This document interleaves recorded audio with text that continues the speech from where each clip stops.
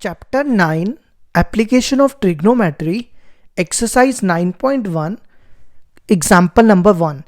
A tower stands vertically on the ground from a point on the ground which is 15 meter away from the foot of the tower. The angle of elevation of the top of the tower is found to be 60 degree. Find the height of the tower. देखो question ये है, एक हमारे पास tower है, ये tower ले लो, ठीक है, और यहाँ ग्राउंड ले लो, ये हमारा ग्राउंड आ गया, ये आ गया हमारा ग्राउंड और ये आ गया हमारा टॉवर. अब आगे क्वेश्चन देखो क्या कह रहा है, from a point on the ground which is 50 metre away from the foot of the tower. हमें क्या करना है, हमें ग्राउंड में एक पॉइंट लेना है 15 मीटर दूर टॉवर से. मतलब ये टॉवर है ना, टॉवर का फुट है, इससे 15 मीटर दूर हमने एक पॉइंट लेना है. मान लो ये हमने एक पॉइंट ले लिया, तो इनके बीच का जो डिस्टेंस है वो कितना है, 15 मीटर. आगे देखो क्या कहता है, the angle of elevation of the top of the tower is found to be 60 degree. मतलब ग्राउंड से जो हमने पॉइंट लिया और टॉवर के टॉप पे, ये टॉवर का टॉप है ना, यहां से कितना एंगल बन रहा है, 60 डिग्री. तो हमें निकालना है find the height of the tower. तो मान लो इसकी हाइट h है, तो हमें ये h फाइंड करनी है. तो देखो कैसे करेंगे, इस ट्रायंगल को ABC ले लो. तो पहले इतना लिख लेना, let h be the height of the tower.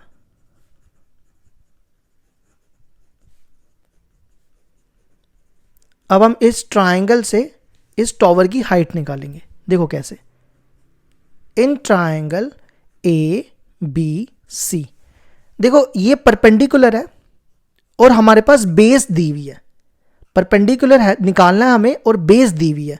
तो कौन सा फॉर्मूला होता है ये, परपेंडिकुलर अपॉन बेस, क्या बनता है, tan थीटा. तो हम यहां पे tan का यूज करेंगे क्योंकि परपेंडिकुलर निकालना है, बेस दी हुई है. तो tan थीटा, थीटा की जगह आपको लिखना है tan 60 degree. tan 60 degree equal to perpendicular upon base, perpendicular h और बेस है 15 मीटर, जिसको 15 लिख दो. tan 60 डिग्री की वैल्यू होती है √3 इक्वल टू h अपॉन 15. इस 15 को यहां ले आओ तो ये बनेगा √3 इंटू 15 इक्वल टू h. तो h क्या आएगा, h आएगा 15 √3 मीटर. ये आ गई हमारे पास height of the tower.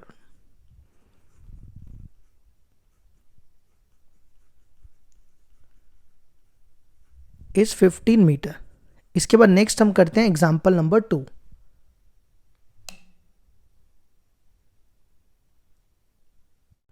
Next example number 2 देखो क्या दिया है, an electrician has to repair an electric fault on a pole of height 5 metre. She needs to reach a point 1.3 metre below the top of the pole to undertake the repair work. देखो question ये है, हमारे पास एक पोल है, इस पोल की जो height है वो कितनी है, 5 मीटर, ठीक है. और हम कोई ग्राउंड बना लेते हैं क्योंकि पोल हवा में थोड़ा होगा, कोई ग्राउंड तो होगा ना. ये पोल है. अब यहां देखो ये लाइन क्या कहती है, she needs to reach a point 1.3 metre below the top of the pole to undertake the repair work. मतलब कि आपने क्या करना है, इसके जो टॉप से ना 1.3 मीटर पर इसको क्या करना है, इलेक्ट्रिक फॉल्ट जो हुआ है उसको रिपेयर करना है. मतलब यहां से यहां तक 1.3 मीटर पर इसको एक इलेक्ट्रिक फॉल्ट को रिपेयर करना है, ठीक है. ये समझ आ गया. देखो यहां लिखा भी है कि टॉप से, टॉप ऑफ द पोल से 1.3 मीटर बिलो, तो इसलिए हमने टॉप से बिलो तक 1.3 मीटर बना लिया, ठीक है. आगे पढ़ो. What should be the length of the ladder that she should use which when inclined at an angle of 60 degree to the horizontal would enable her to reach the required position. मतलब कि ये क्या करे, हमें क्या निकालनी है, यहाँ पे लैडर को यूज करे. मतलब जब यहां से मान लो ये यहां पर है, ये यहां से यहां पे लैडर लगाती है, जब ये लैडर यहां से यहां फॉल्ट पे लगा रही है तो ये कितना एंगल बना रहा है, 60 डिग्री. तो हमें बताना है कि ये इसको लैडर की कितनी लेंथ चाहिए होगी. मतलब कि यहां से यहां तक इसको लैडर पहुंचाने में कितनी इसका लेंथ होगी, लैडर की कितनी लेंथ होगी वो फाइंड करना है हमें। ठीक है, तो ये हमारी क्या आ गई, लैडर। उसके बाद ये भी पूछा है also how far from the foot of the pole should she place the foot of the ladder. मतलब हमें ये निकालना है, ये पोल का फुट है और ये लैडर का फुट है ना। तो हमें इन दोनों के बीच का डिस्टेंस भी निकालना है। एक तो हमें निकालना है ए बी निकालना है और उसके बाद ए सी निकालना है। तो हम इसको x मान लेते हैं और इसको y मान लेते हैं, क्योंकि हमें दोनों फाइंड करनी है। ठीक है, तो अब यहां लिख लो, let A B equal to y be the length of the ladder.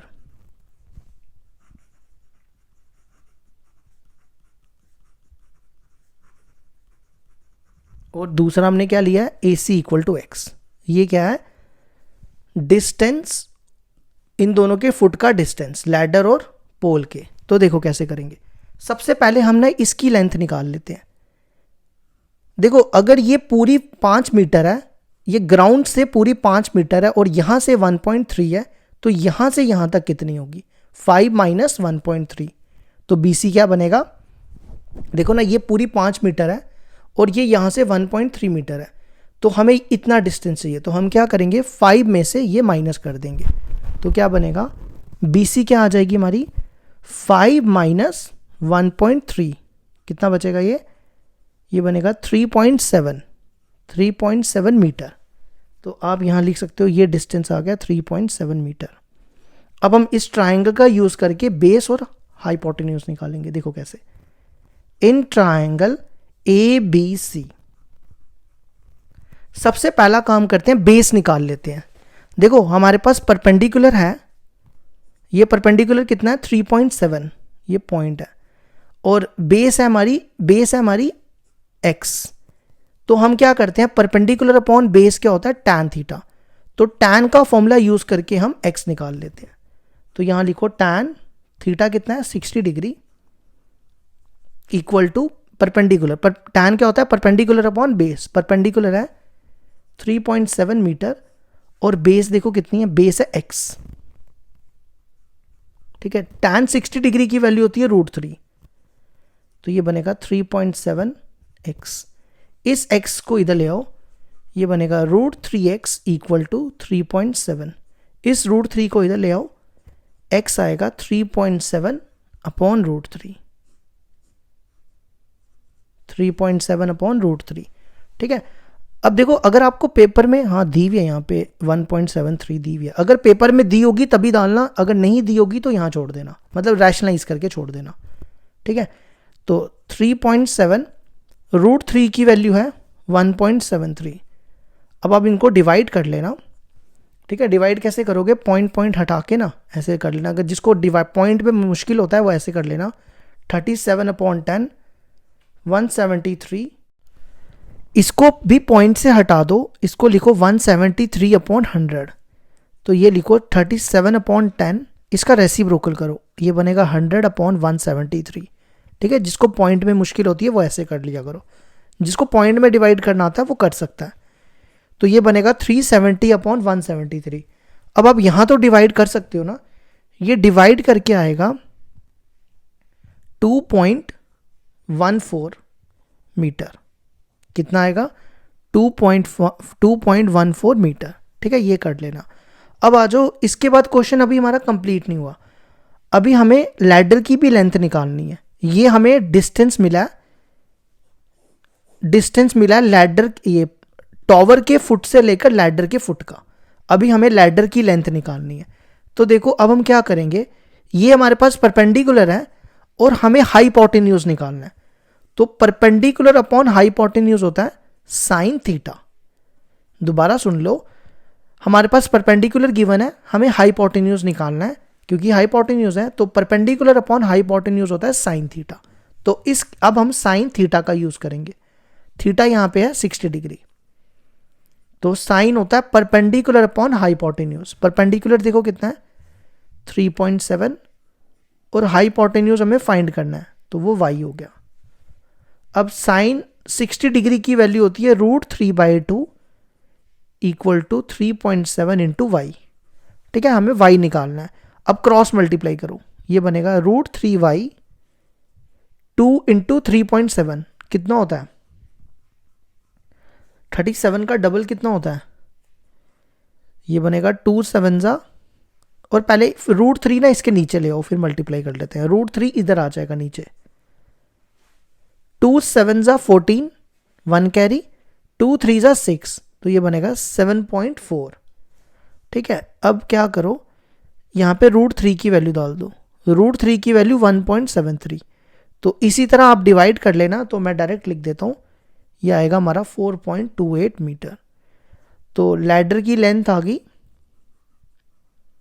Length of the ladder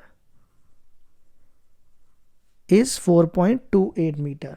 ये हो गया क्वेश्चन हमारा कंप्लीट।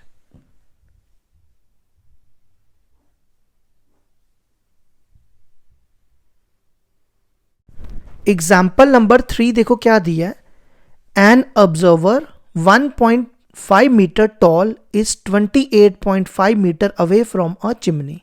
मतलब ऑब्जर्वर मतलब कोई इंसान समझ लो, ये है हमारे पास 1.5 मीटर एक ऑब्जर्वर है, ठीक है, और ये 28.5 metre away from a chimney, मतलब कोई एक चिमनी है, इससे 28.5 मीटर दूर खड़ा हुआ है, मतलब इनके बीच का जो डिस्टेंस है वो 28.5 मीटर है।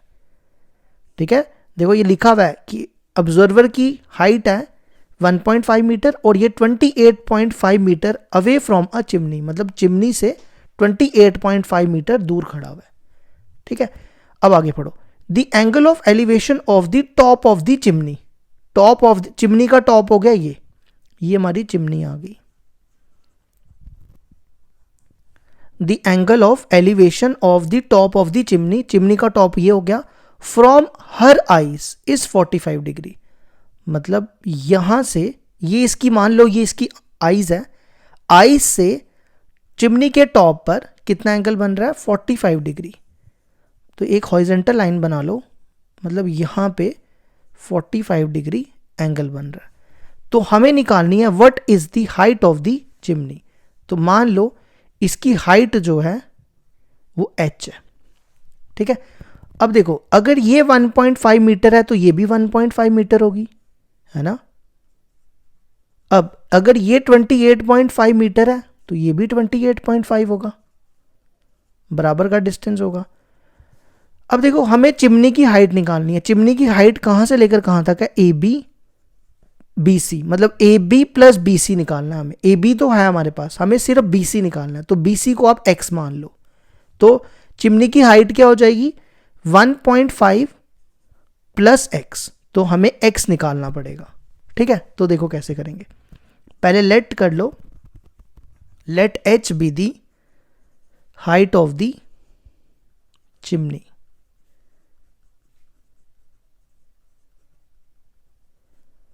तो हम सबसे पहले x फाइंड करेंगे, तो हम ये ट्रायंगल का यूज करेंगे, इसका नाम D और इसका नाम E रख लो। तो BCE, इन ट्रायंगल BCE। देखो हमें परपेंडिकुलर फाइंड करना है, क्योंकि ये परपेंडिकुलर ही है ना, परपेंडिकुलर फाइंड करना है, और हमारे पास बेस गिवन है। तो बेस गिवन है तो कौन सा फॉर्मूला यूज करेंगे? tan थीटा, क्योंकि tan होता है परपेंडिकुलर अपॉन बेस। तो थीटा यहां देखो कितना है? 45 degree. tan 45 degree equal to perpendicular upon base. Perpendicular कितना है? x, और बेस है 28.5 मीटर। tan 45 डिग्री की वैल्यू होती है 1 अपॉन 28.5। इस 28.5 को इधर ले आओ, तो ये बनेगा इक्वल टू x। तो x आ जाएगा 28.5 मीटर। ये हो गया हमारा x की वैल्यू आ गई। अब हम निकालेंगे height of the chimney.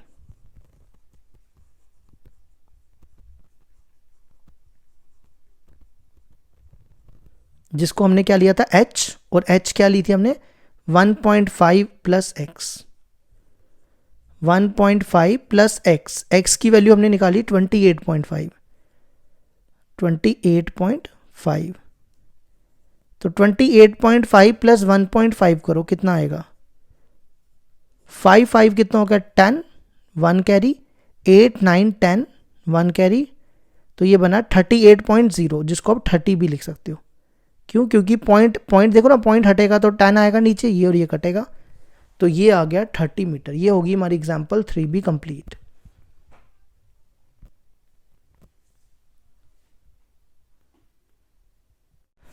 Example number 4 है हमारे पास। From a point P on the ground the angle of elevation of the top of a tower top of a 10 metre tall building is 30 degree. देखो question ये है कि हमारे पास एक building है, ये मान लो, ये बिल्डिंग ले लो और ये ग्राउंड ले लो, ठीक है। इस बिल्डिंग की हाइट है 10 मीटर। उसके बाद क्या आता है, कोई आपको पॉइंट लेना है P ऑन द ग्राउंड। ये हमने पॉइंट ले लिया P। ये क्या कर रहा है, एंगल ऑफ एलिवेशन बना रहा है 30 डिग्री। और कहां से, टॉवर के, बिल्डिंग के टॉप से। मतलब ये आ गया पॉइंट P और ये आ गया बिल्डिंग का टॉप। यहां से यहां तक 30 डिग्री का एंगल बना रहा है। तो इसको A रख लो, इसको B रख लो। अब आगे पढ़ो। A flag is hosted at the top of the building, मतलब इसके ऊपर एक फ्लैग है। ये आ गया हमारा फ्लैग, ठीक है। ये फ्लैग आ गया और ये हमारी बिल्डिंग आ गई। And the angle of elevation of the top of the flag staff from P is 45 degree. मतलब कि अब देखो, फ्लैग का टॉप होगा ये, तो हमें P से एंगल ऑफ एलिवेशन बनाना है 45 डिग्री। मतलब ये P है, तो आप स्केल से थोड़ा जोड़ना इसको, ये बनेगा 45 डिग्री, ठीक है। समझ आया ये क्वेश्चन? देखो यहां इसने बोला है कि एंगल ऑफ एलिवेशन बनाना है फ्लैग के टॉप से, टॉप हो गया फ्लैग का ये, और P पे, फ्रॉम P से 45 डिग्री का एंगल बनाना है। ये बना दिया हमने। अब निकालना क्या, find the length of the flag staff. मतलब ये फ्लैग है, इसकी लेंथ निकालनी है, तो इसकी लेंथ मान लो h है, ठीक है। और उसके बाद निकालना है and the distance of the building from the point P। अब देखो बिल्डिंग का डिस्टेंस, ये बिल्डिंग है, डिस्टेंस निकालना है बिल्डिंग का फ्रॉम द पॉइंट P। मतलब हमें ये डिस्टेंस निकालना है, AP निकालना है, ठीक है। इस AP को x मान लो। तो अब लेट कर लो पहले, h जो है height of the, h be the length of the flag staff.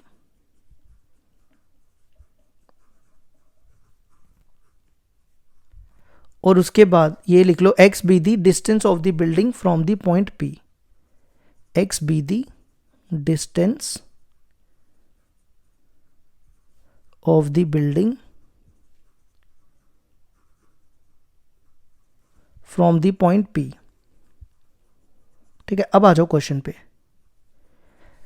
देखो इसमें ना दो ट्राइंगल्स हैं, राइट ट्राइंगल्स। एक ये छोटी वाली APB, एक ट्राइंगल ये है, और दूसरी राइट ट्राइंगल है APC। दो राइट ट्राइंगल्स है, ठीक है। हमें हमेशा राइट ट्राइंगल लेनी है, एक ये वाली और एक पूरी। तो सबसे पहले हम ये छोटी वाली राइट ट्राइंगल से ना ये x निकाल लेते हैं। देखो कैसे, इन ट्राइंगल ABP। अब देखो हमारे पास परपेंडिकुलर है और हमें बेस फाइंड करनी है। तो आपको पता ही है परपेंडिकुलर अपॉन बेस क्या होता है, tan थीटा। तो tan थीटा का फॉर्मूला यूज कर लो।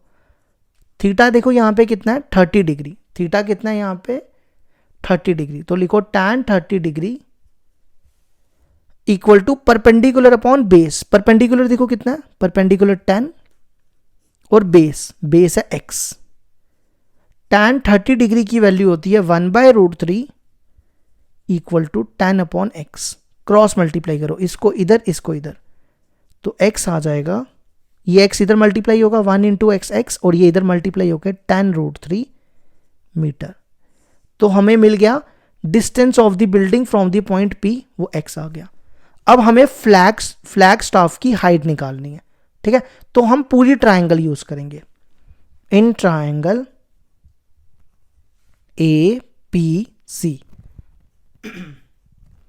देखो अब इसमें ये बेस है हमारे पास और हमें परपेंडिकुलर का यूज करना है, तो सेम फॉर्मूला यूज करेंगे। tan थीटा, थीटा होगा यहाँ पे 45 degree equal to perpendicular, perpendicular क्या है AC अपॉन बेस है x।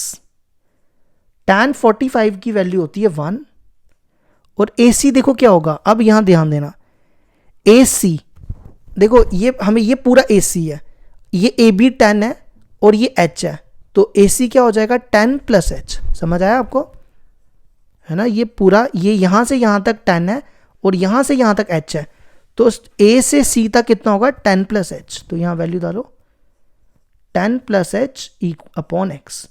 इस X को इधर ले आओ, ये 1 इंटू एक्स, एक्स हो जाएगा x equal to 10 plus H.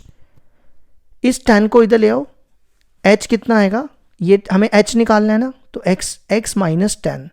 अब यहाँ पे x की वैल्यू डाल दो तो हमारा क्वेश्चन कंप्लीट हो जाएगा। x की वैल्यू है 10 रूट 3, 10 रूट 3 है माइनस 10, इन दोनों में 10 कॉमन, यहाँ 10 कॉमन आ जाएगा, यहाँ क्या बचेगा रूट 3 माइनस, और यहाँ कुछ तो बचेगा ना 1 बचेगा, तो ये आ गया हमारा आंसर। देखो रूट 3 की वैल्यू तब आपको रिप्लेस करनी है यहाँ पे जब आपको क्वेश्चन में गिवन होगी, तो यहाँ पे नहीं दी हुई है तो आप यहाँ तक छोड़ सकते हो इसको, ठीक है। अगर आप वैल्यू डालना चाहते हो तो वो भी कर सकते हो, लेकिन पेपर में अगर आपके पास नहीं दी होगी तो आपको कोई ज़रूरत नहीं है इसको सॉल्व करने की। फिर भी आपको वैल्यू रिप्लेस करनी है तो कर देते हैं।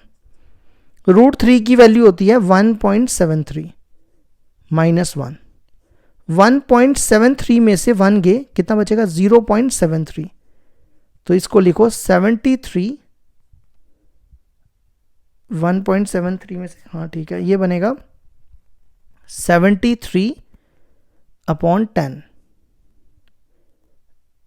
100 बनेगा, तो ये और ये कटा, तो ये आएगा 73 अपॉन 10, वो आएगा 7.3 मीटर, ठीक है। इसने लिखा हुआ है 7.32 मीटर, वो तो होना नहीं चाहिए वैसे। रूट 3 की वैल्यू, अच्छा पूरी वैल्यू डाल लो, फिर रूट 3 की वैल्यू इसने पूरी वैल्यू यूज़ कर लो, 1.732 तक कर लो, नहीं भी करोगे तो भी चलेगा, ठीक है, यहाँ तक करोगे तो भी चलेगा, यहाँ 2 लिख लो, ये बनेगा, इसमें से 1 माइनस होगा तो 7.3, ये 2, तो ये बनेगा कितना 73.2 मीटर। एक सेकेंड रुकना, हाँ गलत पता है क्या हो रहा है, यहाँ पे 3 जीरो नीचे आएंगे तो 1 जीरो और बचेगा, तो ये 1 कटा, तो ये बनेगा, यहाँ 2 बचेंगे 7.32 मीटर। तो ये हो गया क्वेश्चन हमारा कंप्लीट। एग्जाम्पल 4।